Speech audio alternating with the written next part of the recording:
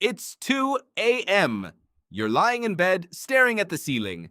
Your phone is face down beside you because you read somewhere that looking at it makes things worse.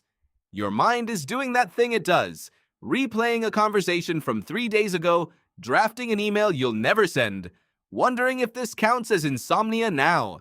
You feel broken. You feel like your body is failing at the one thing every other animal on Earth seems to do without effort. But here's the strange part. You're not broken. You're doing something your ancestors did on purpose, almost every single night, for most of human history. Let's back up. For decades, sleep scientists assumed there was one correct way to sleep. Lie down at night, lose consciousness for 7 or 8 hours, wake up once, in the morning, refreshed. Anything else got filed under disorder. Anything else got a diagnosis and a pill. Then, in the late 1980s, a historian named A. Roger E. Kirch started digging through old court records, diaries, and medical texts from pre-industrial Europe. He wasn't looking for a sleep pattern. He was looking for evidence of crime and daily life in the centuries before electric light. But he kept running into the same strange phrase over and over in documents that had nothing to do with each other. People wrote about their first sleep, and then their second sleep. Not one sleep. 2. The pattern looked something like this. People went to bed a couple of hours after dusk. They slept for 3 or 4 hours. Then they woke up, not in a panic, not checking a clock that didn't exist, but calmly. This waking period lasted an hour, sometimes 2. People prayed during it. They talked with a spouse. They tended a fire. Some got up and visited neighbors who were also awake. Then they went back to bed for a second sleep that carried them until dawn. Doesn't that sound a little too calm for the middle of the night? E. Kirch found references to this 2-part sleep across hundreds of years and dozens of cultures, in letters, in plays, in legal testimony about what someone was doing when a crime occurred. It wasn't rare. It was normal. It was so normal that nobody bothered to explain it, the way you wouldn't bother explaining what breakfast is. So what happened to it? The candle happened. Then the gas lamp. Then the light bulb. Each one pushed bedtime later and compressed the natural night into a smaller window until the 2 sleeps got squeezed into one. Within a couple of generations, segmented sleep wasn't just uncommon. It had been forgotten so completely that when people experienced it, they assumed something was wrong with them. But forgetting a pattern doesn't erase the biology underneath it. And that's where the story gets even stranger. In the early 1990s, a psychiatrist at the National Institute of Mental Health named Thomas Ware ran an experiment that nobody had thought to try. He took a group of people and put them in a room with 14 hours of darkness a night, no artificial light allowed, for weeks at a time. He was essentially recreating a long winter night from the pre-industrial world. Within about a month, without anyone telling them to, his subjects' sleep split in 2. First sleep, a period of quiet, restful wakefulness. Second sleep, on its own, without instruction, without cultural memory, without ever having read E. Kirch's research. Their bodies just remembered. That waking period wasn't wasted time either.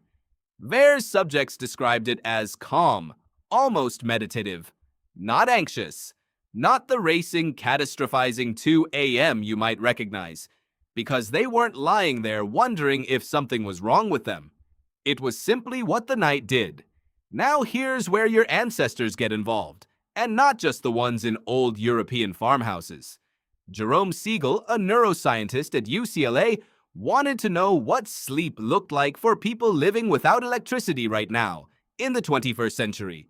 So he studied 3 hunter-gatherer and pre-industrial societies, the Hadza in Tanzania, the San in Namibia, and the Tsimane in Bolivia, groups whose way of life is closer to how humans lived for most of our history than anything in a modern city.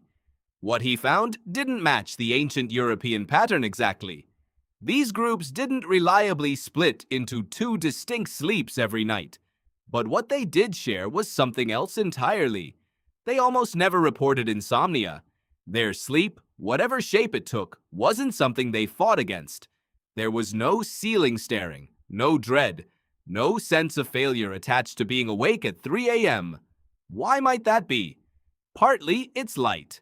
Partly it's temperature, since body temperature naturally drops before sleep, and these groups' environments let it drop without interference. But there's something else too, something less physical and more psychological. Nobody in those communities was told that waking in the night meant something was broken. Waking wasn't a symptom. It was just night, doing what night does. Think about what that means for you, lying there at 2 a.m., quietly convinced you're failing at something basic. Your ancestors, across an astonishing range of times and places, treated the middle of the night as usable time. Not wasted time, not broken time. A window for a certain kind of stillness, prayer in a Kirch's records, conversation, tending a fire that couldn't be left alone anyway. A pause built into the architecture of the day, right there in the dark, whether anyone had asked for it or not. Modern life did something almost unbelievable to that window. It didn't just fill it with light, it filled it with judgment. If you wake at 2 a.m. now, you're not having a first sleep and a second sleep. You're having a sleep problem. You reach for your phone, and the light from the screen tells your brain it's daytime, which pushes your circadian rhythm even further off course. You start doing math about how many hours you have left before the alarm. The stillness that used to belong to that hour gets replaced by a countdown clock and low-grade panic. No wonder the same waking moment that felt meditative to Vare's subjects feels like drowning to you. So what do you actually do with this? Not much, and that might be the most useful part.